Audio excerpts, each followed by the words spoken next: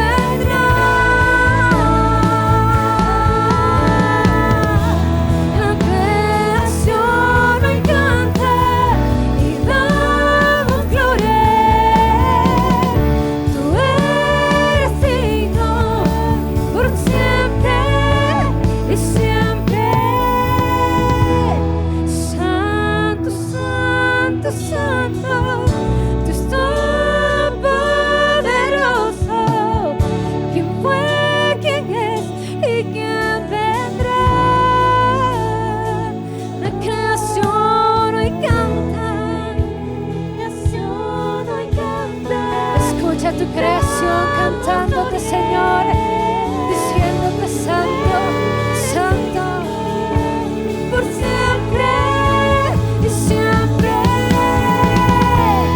Santo, santo, santo, Dios todopoderoso. ¿Quién fue, quién es y quién vendrá? La creación hoy canta y damos gloria.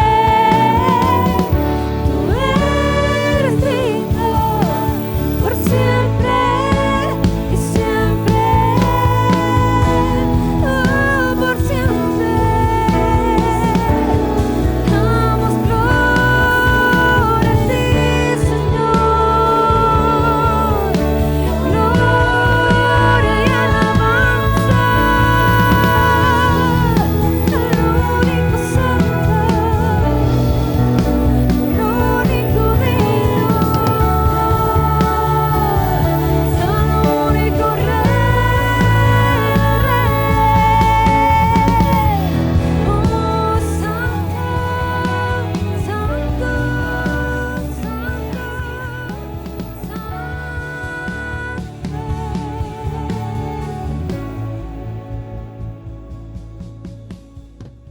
en el secreto de tu habitar,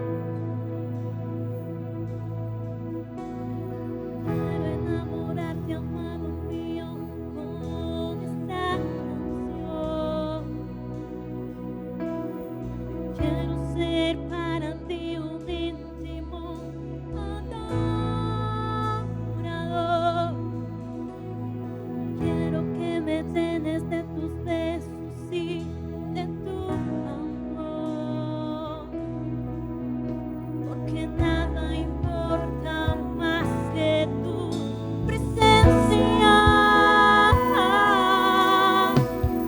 Nada importa más que tú. Yo quiero estar por siempre en tu presencia, trabajando tu diestra a mí, Jesús.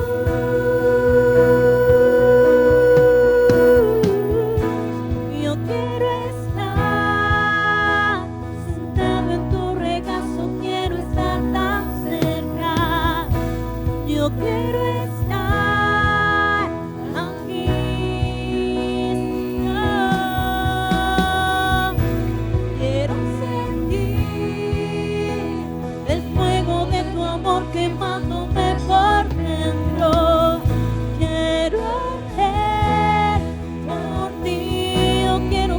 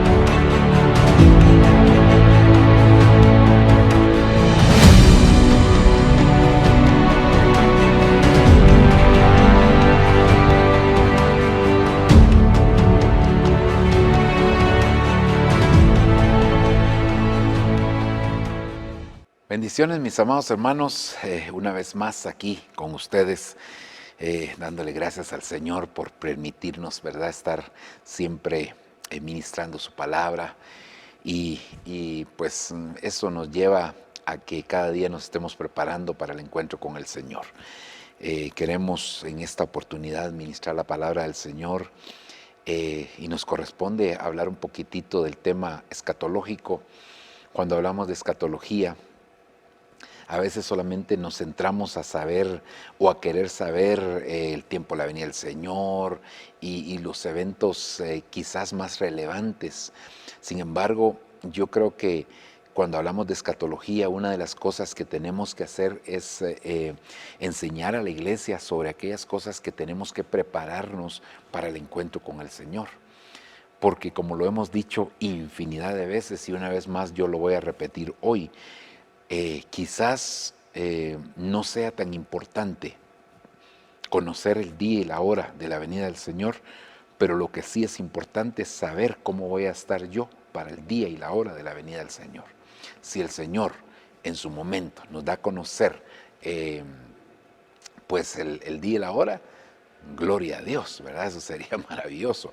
Pero si no, pero que nosotros estemos preparados para ese momento. Eso es lo importante. Y yo creo que entonces en base a eso tenemos que conocer qué cosas o cómo está trabajando el enemigo en este tiempo final, para que nosotros estemos apercibidos de no solo del tiempo que nos ha tocado vivir, sino las características, las condiciones y los eventos y las situaciones que se están dando en este tiempo que a nosotros nos ha tocado vivir.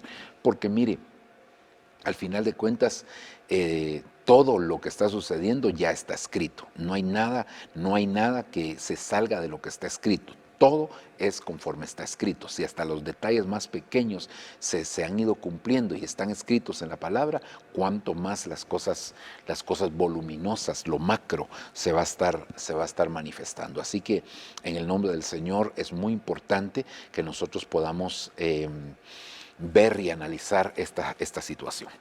Entonces quisiéramos una oración antes de entrar a detallar algunas cosas que son importantes y que pues darle seguimiento al tema que hemos venido platicando, y quisiera hacer una oración. Padre bendito que estás en los cielos, te doy gracias en esta hora, bendigo, alabo y glorifico tu nombre por tu misericordia, por tu gran bondad, por tu poder, Señor, porque tú eres bueno. Dios mío, yo te vengo a pedir, por favor, Señor del cielo, que tú, Señor, puedas traer sobre nosotros ese entendimiento, Señor, esa revelación que tú traes para nuestra vida. Enséñanos, Señor, a través de tu palabra, ministranos a través de tu palabra, permite que el escudriñar tu palabra nos lleve hacia la dimensión a la cual nosotros necesitamos estar. Por favor, Señor, prepáranos para el encuentro contigo que tanto lo necesitamos. Es imprescindible que cada uno de tus hijos, Señor, podamos, Padre del cielo, recibir la advertencia de parte de tu Espíritu Santo. Y hoy, Señor, que tú nos has puesto como atalayas, queremos, Señor, levantar nuestra voz como trompeta y declarar al pueblo, Señor, las cosas que tienen que ser declaradas. En el nombre de Jesús te lo estamos suplicando, te lo estamos pidiendo. Gracias, papito lindo, en el nombre de Jesús. Amén y amén. Gloria a Dios. Quisiera, hermano, empezar diciendo que en toda la palabra del Señor, sobre todo en los capítulos números 13 de la Biblia, hay algo que es muy notorio, hay algo que es muy puntual y que es específico, y es lo relacionado con la rebelión. Usted busca todos los capítulos 13 de la Biblia y es impresionante ver cómo ahí siempre hay una rebelión. Así como en el capítulo 18 siempre hay una característica del mover, del fluir, por así decirlo, del anticristo. En el capítulo 13, todos los capítulos 13 de la Biblia, hermano, desde Génesis, Apocalipsis, siempre ahí hay una rebelión que se está dando, características de la misma, quiénes se rebelaron. Bueno, ahí hay muchas cosas. Y ¿sabe qué es lo tremendo? Que no solo a veces, esto ya no es general, lo de los capítulos sí es general, lo de los versículos sí, muchas veces aparecen versículos 13 y también aparece la rebelión. Entonces creo que ahí hay un mensaje muy, muy impactante de parte del Señor para nuestra vida.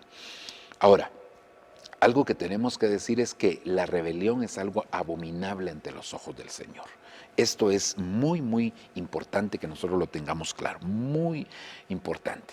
Toda rebelión es abominable ante los ojos del Señor.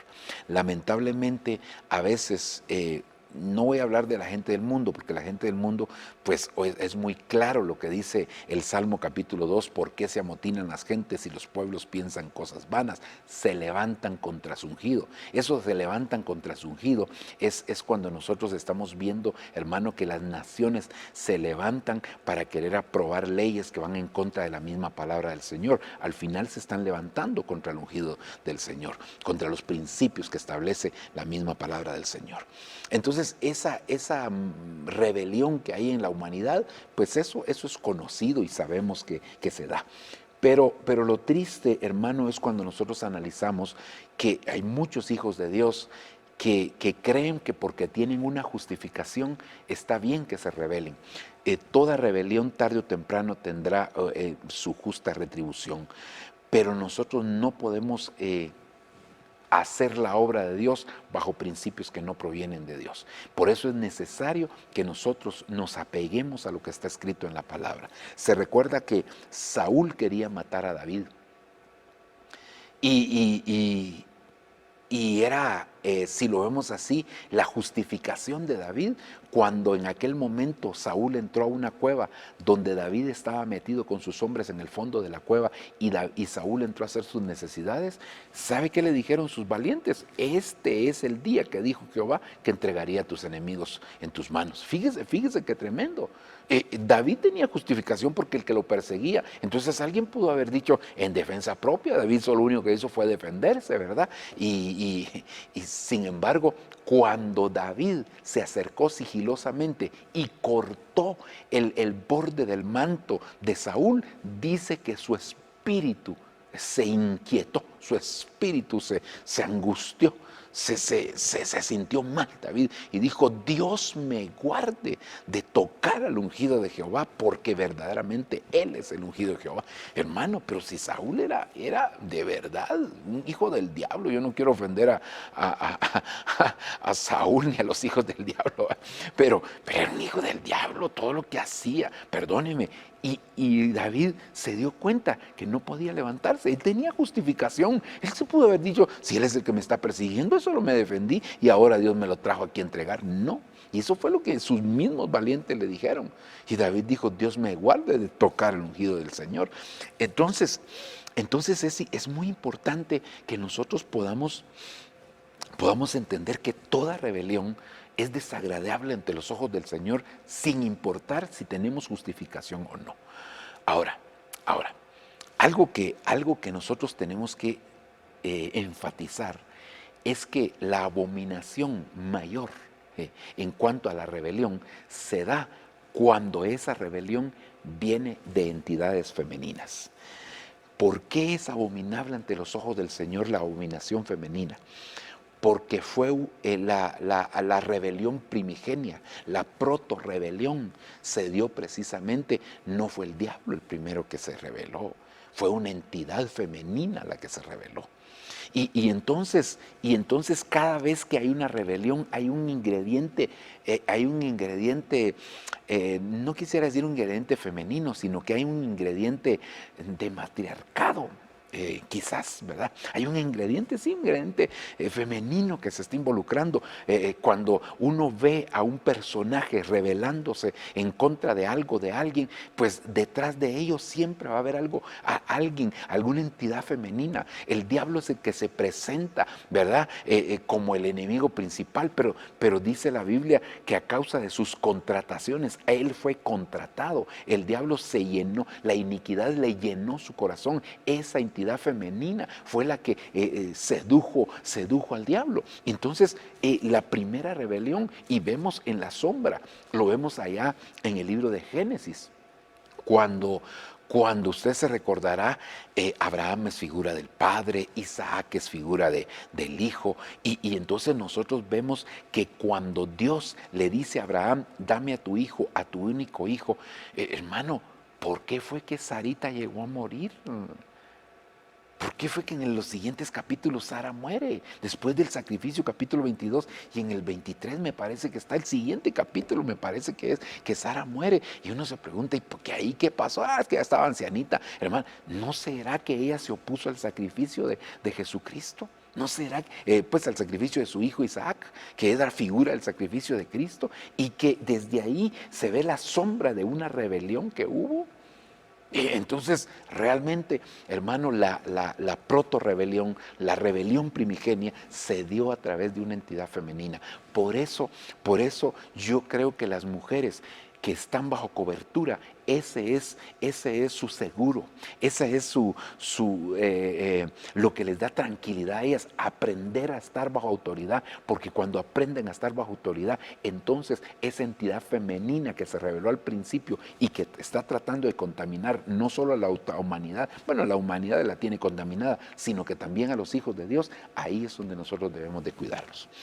Bueno, entonces, fíjese que así como en el libro de Génesis aparece la sombra, bueno, no solo la sombra, aparecen algunas cosas literales también de entidades femeninas que se revelaron. Nosotros vemos que cuando llega el libro de Apocalipsis, entonces hay un juicio contra una entidad femenina que está descrito en el capítulo número 17 y que yo quisiera que pudiéramos juntos ver esta situación. Apocalipsis 17:1. Y uno de los 7 ángeles que tenían las 7 copas vino y habló conmigo diciendo, ven, te mostraré el juicio de la gran ramera. Mire esa entidad femenina que está sentada sobre muchas aguas. De manera específica, este es el único juicio que se da en el libro de Apocalipsis. Hay juicios generales para la humanidad, para los moradores de la tierra y todo. Pero bueno, también está el del diablo y por supuesto el falso profeta. Pero así tan descrito, bueno, este es el top 10 de los juicios en contra de las entidades. Y es una entidad femenina. Ven, te mostraré el juicio de la gran ramera que está sentada sobre muchas aguas. Ya vamos a ver ahí cómo las diferentes versiones dicen, hablando de la ramera, cómo la denominan y por qué está sentada sobre muchas aguas. Ya lo vamos a ver en un momentito. Con ella, oiga, los reyes de la tierra cometieron actos inmorales. Y uno se puede poner a pensar de seguro sexo. No, si esta es una entidad, perdón, pero tengo que decirlo así, es una entidad poderosa, es una entidad grande, por eso dice la gran ramera, es una potestad de las mayores, podríamos decir prácticamente, hermano. Y los reyes de la tierra han cometido actos inmorales de todo tipo, hermano. No una cosita, no es que se metió fulanito con menganito, no, eso es babucha. Esto va mucho más allá. Los planes, el misterio de la iniquidad que está actuando, la plataforma que se está establecido. Y Babilonia es algo demasiado grande. Ok, sigamos. No estoy magnificando, solo estoy dando la justa dimensión. Por supuesto, si Babilonia es grande, Dios es súper grande. Si Babilonia tiene poder, Dios es todopoderoso. Es decir, no estoy poniéndolo al nivel de Dios, no, para nada. Dice, con ella los reyes de la tierra cometieron actos inmorales y los moradores de la tierra fueron embriagados con el vino de su inmoralidad. Los moradores de la tierra fueron embriagados con el vino de su inmoralidad. Mire qué tremendo. O sea, la inmoralidad de Babilonia va mucho más allá. Aquí, este es un tema demasiado extenso, demasiado amplio, que tendríamos que desglosarlo, hermano, que Dios nos ayude para poder hacerlo. 17 7:3, y me llevó en el espíritu a un desierto y vi a una mujer sentada sobre una bestia escarlata llena de nombres blasfemos que tenía 7 cabezas, 10 cuernos. La mujer estaba vestida de púrpura y escarlata y adornada con oro, piedras preciosas y perlas, y tenía en la mano una copa de oro llena de abominaciones y de las inmundicias de su inmoralidad. Hermano, como hemos dicho, esta bestia escarlata sobre la que está montada la mujer es el gobierno a nivel industrial. Todas las industrias mundialmente hablando, hermano, es la bestia escarlata que sube del mar. Eso lo describe la misma palabra del Señor en el capítulo número 13 precisamente. Y eso pues también lo analizamos, tal vez no diríamos tan a detalle, pero sí lo hemos venido analizando. Sigamos. Ahora, dice el versículo 5, y sobre su frente había un nombre escrito, un misterio: Babilonia la Grande, la madre de las rameras y de las abominaciones de la tierra. Fíjese que, hermano, realmente aquí en el siguiente cuadrito, bueno, aquí solo le voy a mostrar cómo llaman a Babilonia, cómo le llaman las diferentes versiones, pero esto es como un currículum de Babilonia, todo lo que hace, y todavía aquí nos quedaríamos cortos viendo todas las maquinaciones de Babilonia. Entonces fíjese que cuando se habla del juicio de Babilonia, por ejemplo, la Biblia de las Américas la llama Gran Ramera, ¿verdad? La Biblia Jerusalén segunda edición dice la célebre ramera. Fíjese, ya enfatiza, no es solo la grande, sino que el célebre, ¿verdad? La Arcas Fernández dice la gran prostituta. Imagínense, hermano, la gran prostituta, cómo se reconoce a Babilonia. Qué tremendo. La Biblia latinoamericana dice la famosa prostituta. Entonces, esta es la madre de las rameras, pero oiga cómo la llaman las diferentes versiones. La gran meretriz. Es un nombre, es un sinónimo, ¿verdad?, de prostituta. Ahora, dice que está sentada sobre muchas aguas, y eso me llamó la atención porque la Nueva Traducción Viviente dice gobierna sobre muchas aguas. Usted sabe que las aguas son naciones, son pueblos, son tribus, son personas. Entonces quiere decir que gobierna sobre muchas aguas. Y la otra versión es la versión Peregrino, dice entronizada sobre múltiples canales. Entronizada sobre múltiples canales.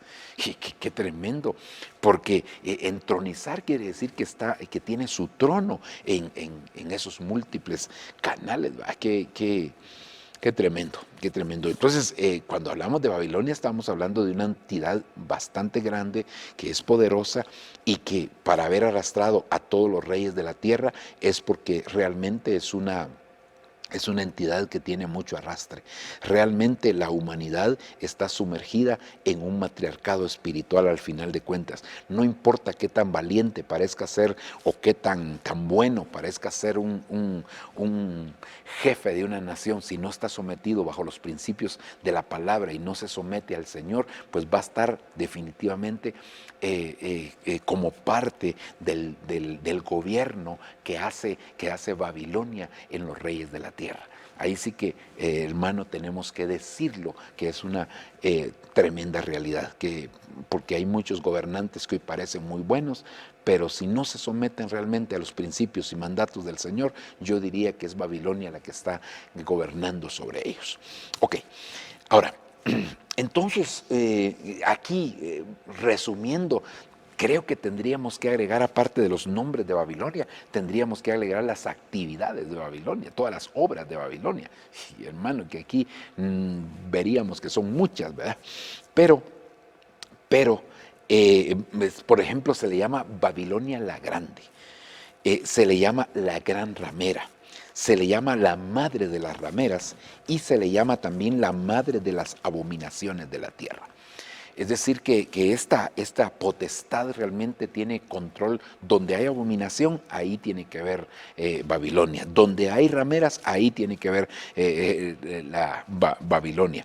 Donde, bueno, diríamos que básicamente estas cosas, ¿verdad? Donde hay inmoralidad, tiene que ver Babilonia. Fíjese que si nosotros viéramos, por ejemplo, Jezabel es una entidad femenina, pero el espíritu jezabélico no es comparado con este. Babilonia es mucho más grande que Jezabel. O sea, Jezabel sí es grande, pero no es tan grande como Jezabel se levantaba contra los profetas, pero Babilonia se levanta contra todo y contra todos. O sea, donde pueda o tenga puerta abierta, ahí va a estar Babilonia manifestándose. Ok, sigamos adelante. Entonces, mire, el tema general que hemos venido platicando es descubriendo a Babilonia.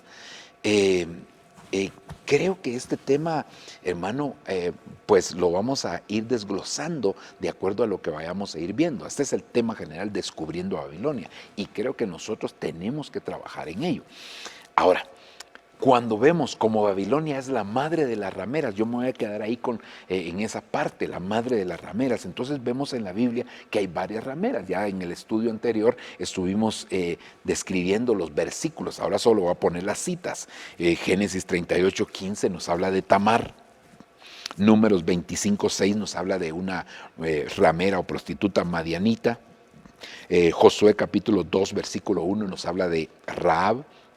Jueces 16:1 nos habla de la prostituta con la que se metió Sansón, que no tenía nombre, es decir, no tiene identidad. Segundo libro de Reyes 9:22 es Jezabel del Antiguo Testamento. Proverbios capítulo 7 verso 10 se habla de una prostituta también que tampoco aparece su nombre. Son dos ahí por lo menos que llevamos sin identidad. Oseas capítulo 1 verso 2 nos habla de Gomer. Lucas capítulo 7 verso 37 nos habla de otra mujer que no aparece su nombre, y Apocalipsis 2:20 nos habla de Jezabel del Antiguo Testamento. Si nosotros nos damos cuenta, entonces aparecen prácticamente 1, 2 y 3 sin nombre. Pero realmente si no tienen nombre aquí, pues su nombre, hermano, tendría que ser solo con Babilonia, ¿verdad? Que son hijas de Babilonia, tal es la madre, así serán las hijas, ¿verdad? Entonces, por lo menos ahí ya podemos deducir algunas cosas, pero ok. Entonces, esto era para que pudiéramos ver. Entonces, yo voy a empezar a desglosar cuál es lo principal de cada una de estas, aunque hay varias cosas y lo hemos analizado en algún momento, pero quisiera entonces hablar un poquitito de Tamar la ramera, ¿verdad? Miremos aquí, hermano, el versículo conducente. Génesis 38:12, voy a leer la versión de América, no de las Américas, no que de América. Dicen, pasaron los días y la hija de Sue, la mujer de Judá, murió.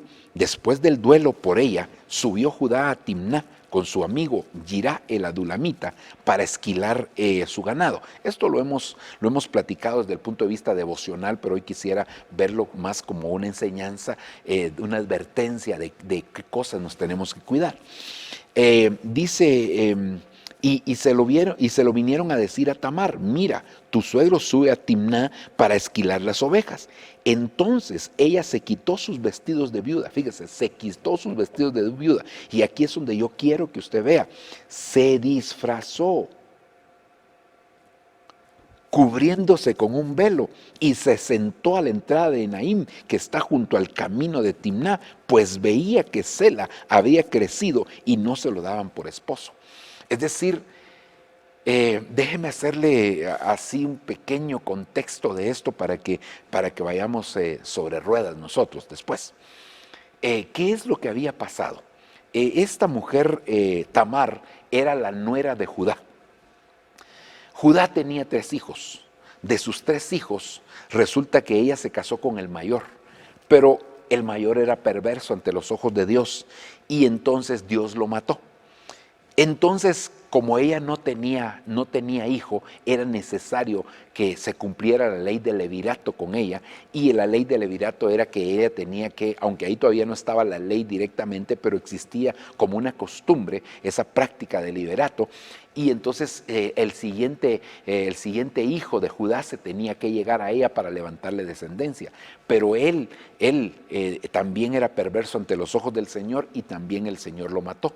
Cuando Judá, el padre, vio que habían matado a 2 de sus hijos, entonces no quiso arriesgar al tercero de sus hijos y no se lo quiso dar. Eso fue considerado como una injusticia. Esta mujer fue despedida, la despidió Judá, le dijo, vete a la casa de tus padres mientras mi hijo crece, le dijo, pero realmente lo que él quería era alejarla de él para que no muriera su tercer hijo. Y entonces lo que sucedió fue que ella empezó a pasar el tiempo y ella se dio cuenta que no le daban al tercer hijo de Judá para que le levantara descendencia, y entonces esa injusticia la motivó a ella que se disfrazara de ramera y que se presentara con Judá. Judá, pensando que era una ramera, no la conoció, se llegó a ella y ella le pidió los 3 elementos de su identidad, que son el báculo, el manto y el sello. Se lo pidió como garantía o como pago por sus servicios, por así decirlo, ¿verdad? Entonces, aunque ella no era una ramera, se disfrazó y actuó como tal. Es decir, que llegó a ser tal. Pero el punto que yo quiero remarcar es que ella se disfrazó. Entonces, estrategia de Babilonia y estrategia de Babilonia en su faceta de Tamar sería el disfraz. Entonces, cuando yo voy a ver a la escritura, resulta que hay varios disfraces que se dan, y aquí se los voy a mencionar, porque ese ya es un tema que dimos en el pasado, yo no me quiero otra vez repetir esto, aunque no está mal repetir las cosas. El apóstol Pablo repite su testimonio por lo menos 3 veces, ¿verdad? Y él mismo dice que para la iglesia es seguro que se le repitan las cosas, y a uno de predicador no le es cargoso repetir las cosas porque hasta le sirve de retroalimentación. Pero entonces yo solamente quiero mencionarle los diferentes disfraces que aparecen en la palabra del Señor. Entonces yo aquí le puse los disfrazados. Número 1, pues Tamar, ¿verdad? Que se disfrazó de ramera. Se disfrazó de ramera y entró prácticamente el disfraz que ella tomó, le hizo que Babilonia la tomara como su propia hija, ¿verdad? Porque ella se disfrazó de tal y actuó como tal. Tenía una justificación aparentemente, pero al final la justificación no era suficiente para que ella hiciera lo que hizo. Por el otro lado, Josué capítulo 9, versículo número 4, nos habla a nosotros de los gabaonitas, que aparentaron una pobreza para que Josué, cuando ellos conquistaron la tierra, habían estos habitantes de ahí de Canaán, unos de los habitantes eran los gabaonitas, y entonces Josué les perdonó la vida porque ellos se disfrazaron de gente pobre, le dijeron que vivían en una ciudad muy lejana y que no los fuera a destruir, y él hizo un pacto con ellos que no los iba a destruir, y al final de cuentas vinieron a ser problema para Israel. Pero bueno, el punto es que entonces se disfrazaron de una falsa pobreza, una falsa humildad. Eso tenemos que tener cuidado, porque en este tiempo hay gente que se disfraza, hermano, con ese disfraz de pobreza, de una falsa humildad, pero que por dentro son otra cosa. Ok, sigamos. Luego en el primer libro de Samuel, capítulo 28, verso 8, dice que Saúl se disfrazó para presentarse y buscar la adivinación. Para presentarse delante de una adivina, se disfrazó Saúl. Y esto, hermano, es muy peligroso, porque hay mucha gente que hoy se disfraza, ya no para ir a pedir un consejo, pero sí a veces que se disfrazan y se meten dentro de la iglesia llevando profecías que vienen no de parte del Señor, sino profecías que vienen como consecuencia, hermanos, de un espíritu de adivinación. Por eso es necesario que en la iglesia se levante gente con discernimiento para no ser engañados por esos espíritus de adivinación. Yo recuerdo que en algún momento he oído ese testimonio, o lo oí, más bien dicho, ya no lo he oído, porque ya partió a la presencia del Señor el siervo al que yo se lo oí, por lo menos, que él estaba en una campaña evangelística ministrando, y de repente, pues antes de que le dieran el tiempo a él para la administración de la palabra, y se levantó una profecía. Y cuando se levantó la profecía, él le pareció que la profecía no venía de parte de Dios, le sintió algo inquietud. Y entonces él le dijo, se levantó con autoridad, ¿verdad? Y le dijo a la persona, a la mujer que estaba profetizando, ¿quién eres? Le dijo así directamente. Soy Lucy, le dijo. Sí, pero Lucifer. Entonces imagínense qué tremendo. Pero así se infiltran dentro de las iglesias, y por eso no se trata de que venga cualquiera a una iglesia y que profetice. Es que ustedes se oponen a las profecías. No la estamos ni oponiéndonos ni menospreciando. Queremos que se dé el don de profecía, pero también tenemos que evaluar quién es el que está dando la profecía, ¿verdad? Aunque Dios puede hablar de muchas maneras, pero tenemos que conocer eso, porque eso podría desviar a muchos. Ok, sigamos. Mateo capítulo 7, verso 15, habla de los falsos profetas que se iban a disfrazar con pieles de ovejas, pero que su situación era la codicia, por amor al dinero. Y aquí otra vez, hermano, yo recuerdo, mire, hoy me estoy recordando de las cosas que me pasaron cuando empecé en el Evangelio, pero asistía yo a una iglesia. Y entonces recuerdo muy bien que el pastor anunció que iba a haber una campaña evangelística, que venía un predicador de no sé qué lugar, y el primer día de la campaña, todos preparados ahí, contentos y bendecidos, ¿verdad? Esperando la administración, y de repente se sube el predicador cuando le dan tiempo, y cuando se sube, se inclina así en la plataforma y besa la plataforma. Yo tenía tal vez... Dios mío, yo digo que no tenía ni siquiera un año de ser cristiano, mucho menos, tal vez 6 meses tenía de ser cristiano, pero yo sentí algo en mi interior, sentí algo que no me encajó, no que yo tuviera un gran discernimiento de espíritu, sino en su pura misericordia el Señor me hizo sentir eso, me chocó, porque yo solo conozco un personaje que cuando llega a una nación besa la tierra, ¿verdad? Entonces a mí me chocó, hermano, dije aquí hay algo que no está bien, pero solo fue el del momentito, no le voy a decir que pasé pensando, no, pero al final resultó que aquel hombre era un falso profeta, era un lobo vestido con piel de oveja, y que al final de cuentas se descubrió, gracias a Dios, y se tuvo que suspender la campaña el siguiente día. Ya solo un día predicó, el siguiente día ya no predicó, porque el pastor también sintió, aparte de lo que yo pude haber sentido de eso, otras cositas que yo ahí sí ya no discerní, ¿verdad? Cosas doctrinales y otro tipo de cosas que no caminaron bien. Pero la otra situación, eso yo me enteré hasta después, es que después del servicio, cuando terminó el servicio, él se acercó a varios hermanos que pues se notaba que tenían sus recursos económicos, se acercó, tomó nombres, direcciones, teléfonos, y los fue a visitar pidiéndoles dinero al día siguiente de haber predicado. Era un lobo que andaba solamente detrás del dinero, porque los falsos profetas andan detrás del dinero, y la codicia es una situación. Por eso nosotros debemos de cuidarnos y no permitir que la codicia llene nuestro corazón, porque, hermano, a veces nos invitan a sembrar una semilla económica, venga y siembre, y no nos damos cuenta que nos siembran, cuando nosotros vamos a sembrar, nos siembran la semilla de la codicia, de 10 y el Señor le va a dar 1000, no, si es un negocio, hermano, ¿verdad? Si no, Dios mío, esto no puede ser así. Esto no se trata de Dios no actúa de esa manera. Dios, por supuesto que Dios es fiel, y al que da Dios siempre le recompensa, porque Dios no es deudor de nadie, Dios siempre sabe dar, pero no se trata que nosotros, motivados por la codicia, vayamos a hacer este tipo de cosas. Ok, avancemos. Mateo 23, 14 habla de los fariseos y que se disfrazan de una falsa espiritualidad. Hermano, haciendo largas oraciones, poniéndose vestimentas. Esto es básicamente un legalismo, es una falsa espiritualidad. Aparentan una cosa, como la higuera que tenía hojas, pero que no tenía frutos. Y es que, fíjese usted que hablando de la higuera, lo que pasa es que la higuera primero da frutos y después da hoja. Es decir, el primero brota el fruto y después salen las hojas incluso cubren el fruto. Las hojas cubren el fruto y es una hoja de 5 picos. Esto es una enseñanza tremenda porque tiene que ver con los 5 ministerios que van a cubrir a la iglesia. Pero el punto es que entonces estos solamente son como la higuera que no tenía fruto. Por eso el Señor la maldijo, porque ya tenía hojas sin haber dado fruto y el Señor la maldijo.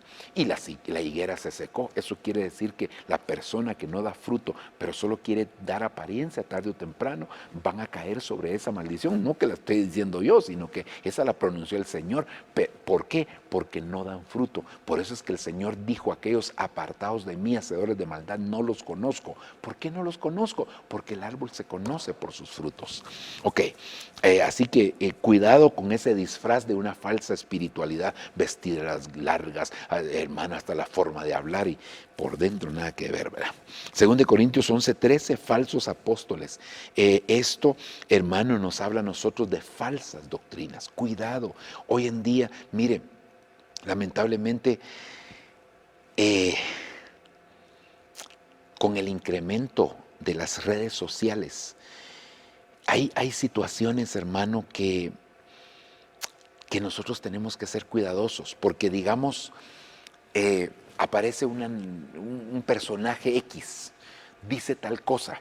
Entonces, la persona que está leyendo el comentario o leyendo noticia, lo que está diciendo este personaje en las redes sociales, rápido va a ver cuántos seguidores tiene. 10,000 seguidores, 20,000, 100,000, 1,000,000 de seguidores. Dice, entonces esta persona es importante. Entonces le cree por el número de seguidores que tiene. Perdone, pero no puede ser así. Si el diablo tiene muchos seguidores y no por eso está en la verdad. No, entonces nosotros tenemos que ser muy cuidadosos porque hay muchas falsas doctrinas. Se han levantado ministros de Dios, ministros que iniciaron caminando con el Señor, pero que en algún momento se desviaron, pero como ya tienen un respaldo, porque tienen muchos seguidores, porque son conocidos, porque empezaron como salmistas y ahora son predicadores, y dicen cualquier tipo de tontería, y como lo dijo fulanito, dice, sí, pero ¿quién es ese fulanito? ¿Lo dice la Biblia? Porque si no lo dice la Biblia, no importa qué tan grande sea el que lo diga, de todas maneras nada que ver. Entonces las falsas doctrinas hoy están campeando, recuérdese, y van a azotar los hogares, van a azotar las casas, van a azotar las familias. ¿Por qué? Porque la Biblia dice, hermano, que una casa edificada sobre la roca es como un hombre sabio, es como un hombre sabio. Vendrán vientos ¿de qué? Vientos de doctrina, van a venir vientos a atacar, pero nosotros tenemos que edificar nuestra casa sobre la roca para que esos vientos de doctrina no vengan a afectar. Perdón, dije mal, no aún, quito la palabra aún. Las casas que no estén edificadas correctamente sobre la roca, lo que va a suceder es que entonces esos vientos de doctrina los van a terminar derribando. Esos son los falsos apóstoles. Y por último, los falsos servidores, que son falsos delegados. Esto nos habla que hay un disfraz de gente, hermano, de falsos servidores. Y nosotros tenemos que tener cuidado, porque hay muchos falsos que se están metiendo. Ok, esto con el propósito de que usted sepa que hay diferentes tipos de disfraces. Pero hay un disfraz del que yo le quisiera hablar, porque esa es la estrategia de Tamar. Y Tamar, hija de Babilonia. ¿Por qué? Porque Babilonia es la madre de todas las rameras. Tamar se disfrazó de ramera, actuó como ramera, y entonces ahora nosotros tenemos que analizar cuál es la estrategia que utiliza a través de Tamar Babilonia. Entonces mire lo que dice 1 Pedro capítulo 2 versículo 16. En la versión Serafín Ausejo. Vivid como libres, no usando la libertad como disfraz de la maldad, sino como esclavos de Dios. Entonces dejemos en este momento que se disfrazó de ramera. Ahorita solo hablemos del disfraz. ¿Cuál es estrategia número 1 de las que estoy viendo? Pues no cronológicamente. Estrategia número 1 de Babilonia. Babilonia es confusión. Entonces para poder ministrar la confusión al pueblo de Dios se disfraza. Pero hay un disfraz que aquí es conocido como el disfraz de la maldad. ¿Cuál es el disfraz de la maldad? Usar la libertad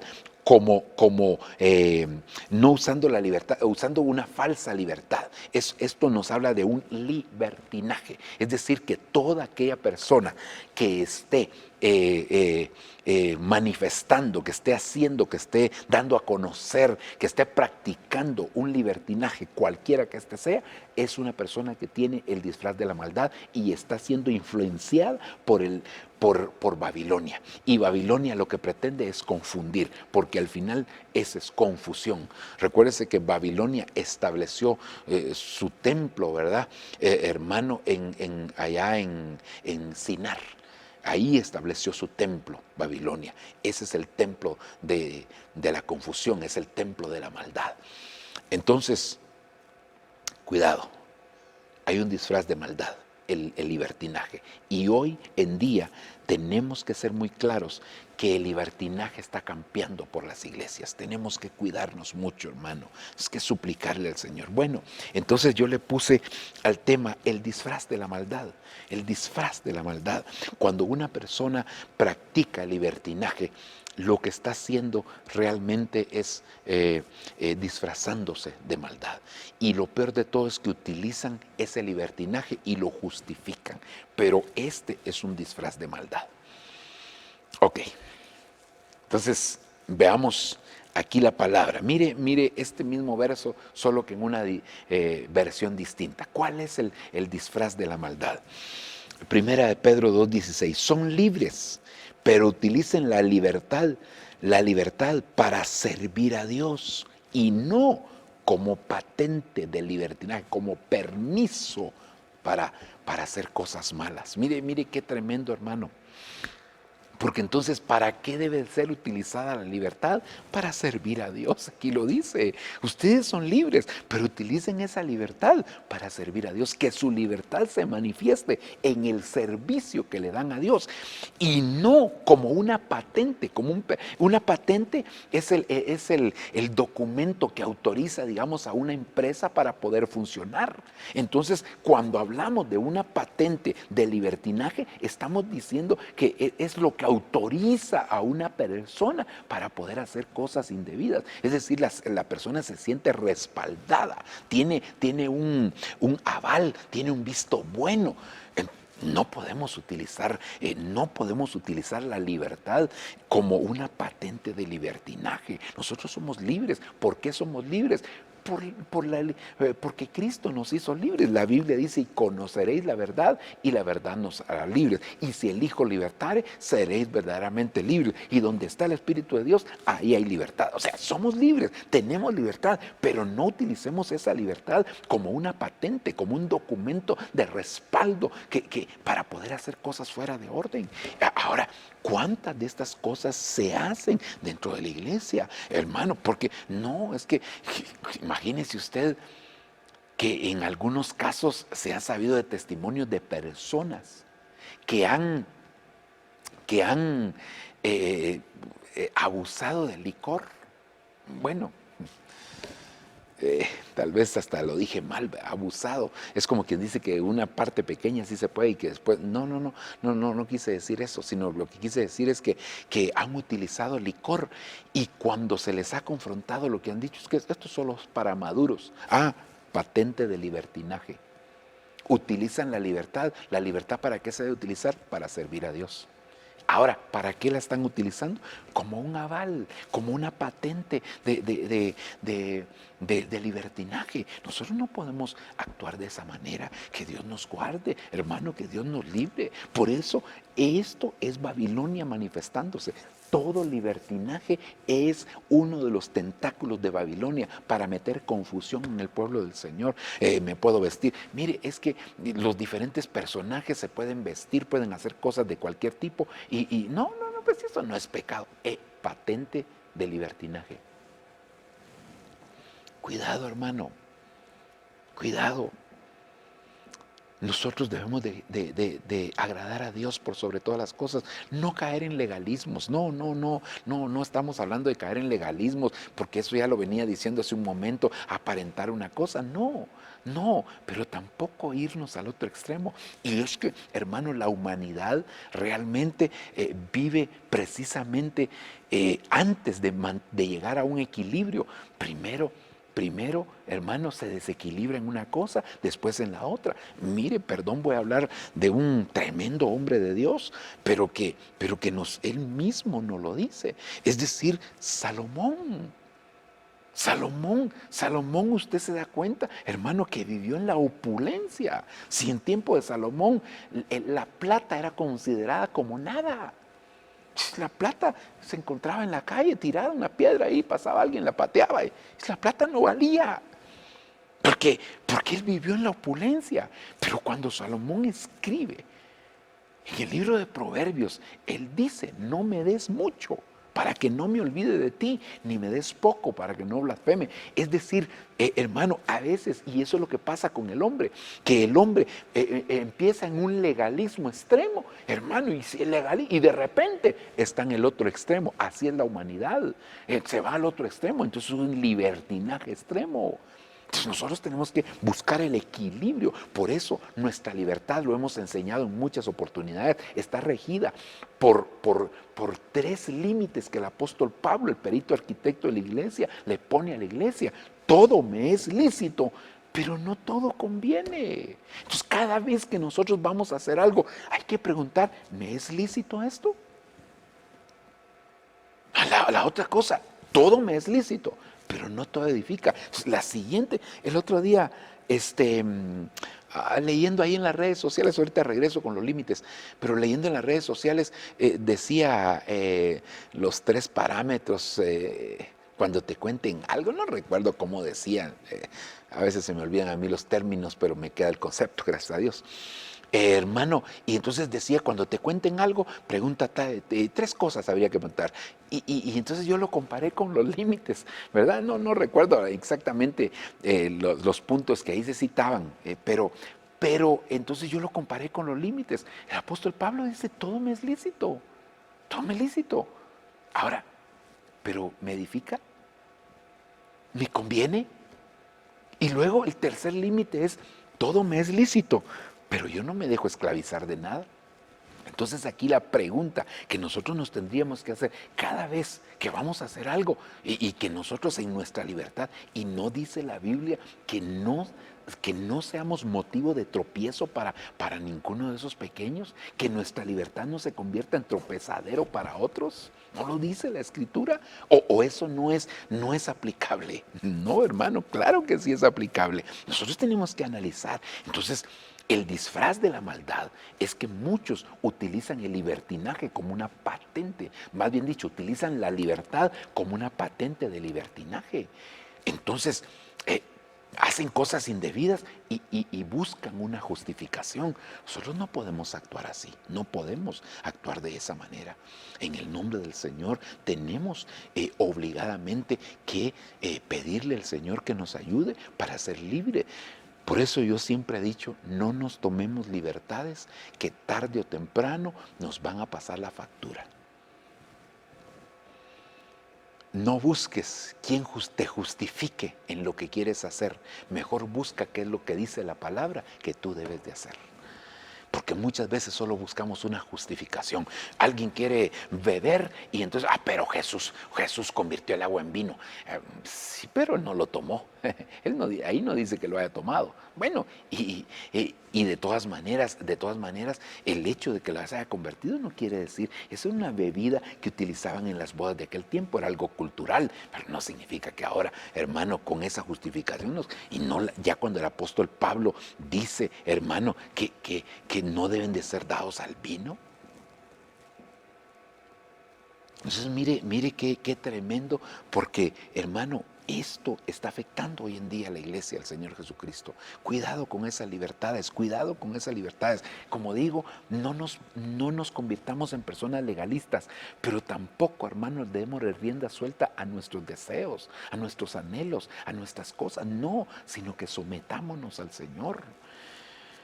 Ay, Dios, cuánta gente hoy utiliza la libertad como una patente de libertinaje. Dios mío, que Dios tenga misericordia. Déjeme solamente aquí anotar algo que para mí es importante, porque necesito, si no lo anoto en este momento se me va a pasar y necesito ir a revisarlo después en la palabra. Déjeme anotar aquí en mi listadito que tengo ahí de algunas cositas. Perdón por la interrupción. Ok, gracias, hermano. Gracias por su paciencia. Sigamos adelante. Veamos otro versículo, hermano. Mire, Gálatas capítulo 5, versículo 19. Ahora bien, las obras de la carne son conocidas: fornicación, impureza, libertinaje. Hermano, entonces quiere decir que las obras de la carne son un libertinaje. Ahora, miremos cuál es. Y el libertinaje es el disfraz de la maldad. Y el disfraz de la maldad lo utiliza Babilonia a través de Tamar. ¿Con qué propósito? Con el propósito de traer confusión, con el propósito de apartar a la iglesia. Pero entonces yo quiero que vayamos aquí a Gálatas y veamos estos versículos, capítulo 5, versículo número 19. Dice: ahora bien, las obras de la carne son evidentes, las cuales son inmoralidad, impureza, sensualidad. Fíjense que esa sensualidad allá se utiliza como libertinaje. Yo quisiera que viéramos aquí en el original esta palabra, hermano, sensualidad, ¿verdad? Porque esa es la tercera: adulterio, fornicación, inmundicia. Solo quiero ver si la tercera palabra que aparece, fornicación, impureza, libertinaje. Entonces es la palabra inmundicia, la palabra 167. Esperemos aquí. Veremos cómo se traduce, qué es libertinaje. Número 1, inmoralidad, impureza sexual. Mire cómo lo traduce aquí, como inmundo, como cosas impuras. Dice impureza, concupiscencia, corrupción, depravación. Entonces, ¿qué es libertinaje? Es depravación, es inmundicia, es impuraje, es impureza, es suciedad. Mire cómo lo traducen aquí. Vamos a ver: inmundicia, lo contenido en los sepulcros que causa impureza.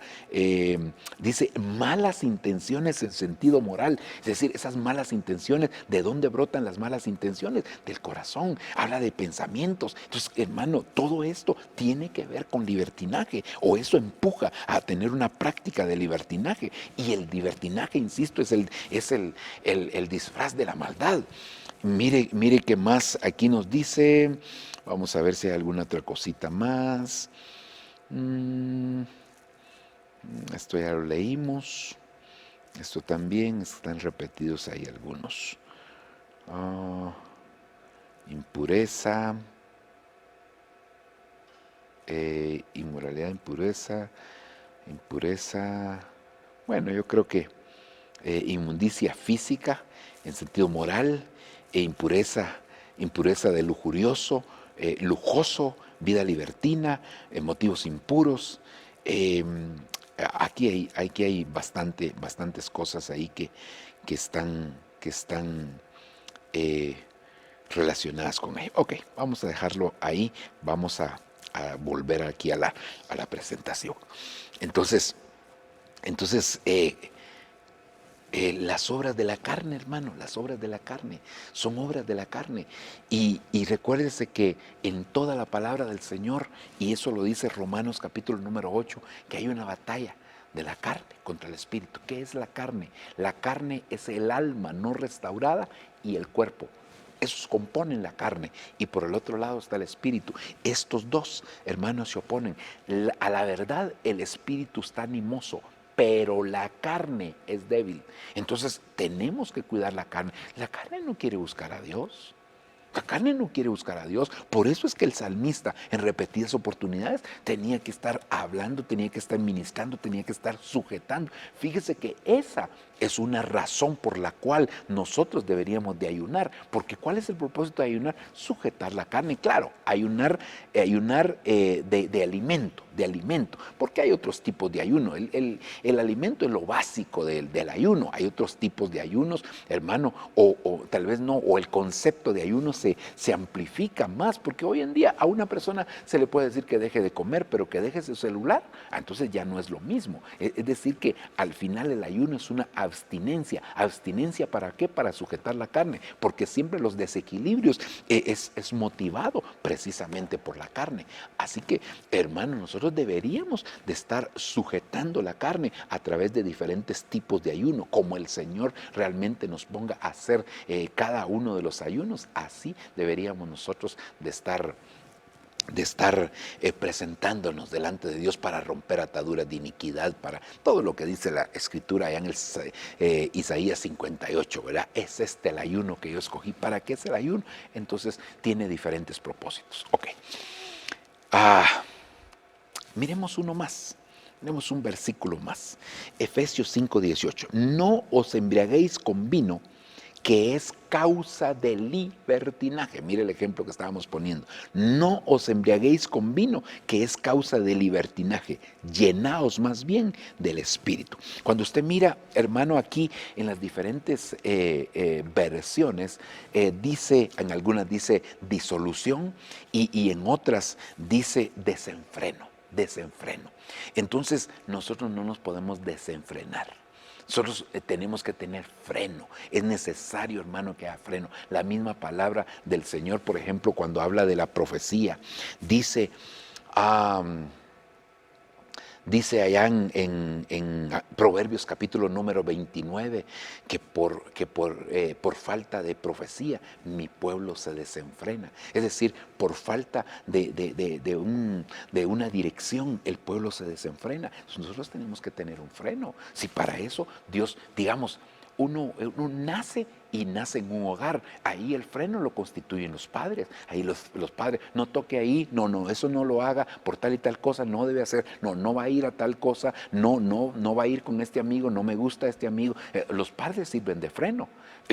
Después de eso, uno llega a la iglesia y los pastores vienen a servir como una especie de freno, no prohibiéndote cosas, porque tal vez en la casa sí era más prohibitivo. Aquí en la iglesia no es prohibitivo, simplemente el pastor te expone lo que dice la palabra, pero te dice dónde tienes el freno en mano, cuándo vas a meter el freno. Ahí te están anunciando. Ya si tú no lo quieres meter, eso ya será problema de cada oveja, pero el Señor sí quiere que nosotros lo podamos hacer. Así que cuidado, hermano, cuando nos habla del vino, nos está hablando de perder el equilibrio. Muchas veces se pierde el equilibrio porque nos embelezamos en algo, una verdad que Dios nos dio a conocer. Está bien, gloria a Dios, pero no quedarnos solamente en esa verdad, sino que hay muchas cosas que nosotros tenemos que entender en la misma palabra del Señor, y que en la medida que las vamos entendiendo, el Señor nos va a ir dando equilibrio en las diferentes facetas de nuestra vida. En la Biblia hay diferentes personajes que se embriagaron, como el caso de Noé. Fíjese que Noé se embriagó y su hijo más pequeño, Cam, hermano, vio la desnudez de su padre. Eso de vio la desnudez no solo es que lo vio, no, sino que cometió un acto de violación en contra de su padre. Y cuando sus hermanos se dieron cuenta, vueltos hacia atrás, lo fueron a cubrir con una manta. Sí, pero mire usted lo que había pasado, y ahí vino una maldición tremenda, ¿verdad?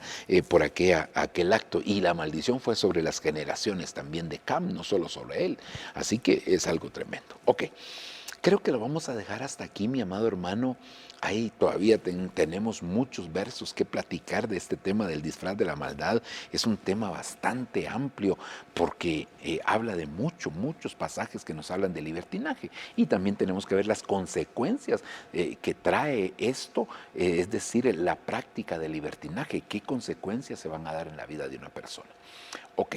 Vamos a orar, vamos a dejar hasta aquí, nos vamos a presentar ante el Señor. Yo quiero hacer una oración, y como siempre, quiero hacer una oración. Si hay alguien que quiera aceptar a Cristo o reconciliarse con el Señor, yo quisiera el que pudiéramos orar para que el Señor los tome como parte de su pueblo, ¿verdad? Amén. Padre, en el nombre de Jesús estamos delante de ti, dándote gracias, Señor, porque nos permites acercarnos a tu presencia. Hoy yo vengo a suplicarte, vengo a pedirte, papaíto lindo, por favor, que se manifieste esa gracia, esa unción preciosa, Señor, de salvación que tú tienes para con tus hijos. Yo te suplico, yo te pido, por favor, papaíto lindo, que tengas misericordia de tus hijos. Señor, aquellos que quieren aceptarte, por favor, permíteme dirigirlos a ellos en una oración. Señor, reconocemos que hemos fallado, hemos pecado, Señor, nos hemos equivocado, Señor, pero hoy venimos delante de ti pidiéndote perdón por todos nuestros pecados. Perdónanos, Señor, por favor, límpianos de toda maldad. Te pedimos que nuestros nombres sean inscritos en el libro de la vida, que el milagro de nuevo nacimiento sea hecho. Señor, por favor, manifiéstate en nosotros. Ten misericordia. Creemos que tu sacrificio en la cruz es suficiente para que nosotros hoy obtengamos la redención de nuestros pecados. Por favor, papaíto lindo, te lo estoy pidiendo, te lo estoy suplicando, porque tú eres bueno, grande y maravilloso. Perdónanos, Señor, enséñanos, te lo suplico, te lo pido, Padre de la gloria, por amor a tu nombre, Dios mío. Gracias porque yo sé que tú eres bueno. Gracias porque siempre estás atento a nuestra súplica, a nuestro clamor. Lo solicitamos, lo pedimos, Padre del cielo. Gracias en esta hora. De la misma manera, oramos para que tú, Señor, nos ayudes a todos nosotros como hijos tuyos a poder caminar en el orden adecuado, con discernimiento, con entendimiento, Señor, y sabiendo que Babilonia se está infiltrando dentro de la iglesia a través del libertinaje. Perdónanos y ayúdanos a hacer todo en el orden adecuado, conforme a tu palabra, conforme a la dirección de tu Espíritu Santo. Por favor, te lo estamos solicitando, te lo estamos pidiendo, papito lindo. Gracias te damos en el nombre precioso y maravilloso de Jesús. Gracias, Padre. Aleluya. Amén, amén. Gloria a Dios. Si hay alguien que ha aceptado a Cristo, reconciliado con el Señor, pues hermano, escríbanos, necesitamos darle seguimiento a través de nuestra, lo puede hacer en el WhatsApp de la iglesia, ahí nos puede escribir, sabiendo que el Señor tiene el control de todo y que vamos a estar orando por usted. Si no tiene un lugar donde congregarse y desea hacerlo con nosotros, pues lo invitamos a poder hacerlo aquí en nuestra iglesia. Ahí aparece la dirección también de la iglesia, puede escribirnos si desea hacerlo. Tenemos servicios presenciales los días domingos, martes y viernes también. Así que lo esperamos en el nombre del Señor. Y a todos, hermanos, que Dios les bendiga, que Dios les guarde. Gracias siempre por estar pendiente de nuestras transmisiones y que el Señor se manifieste en su vida. Amén.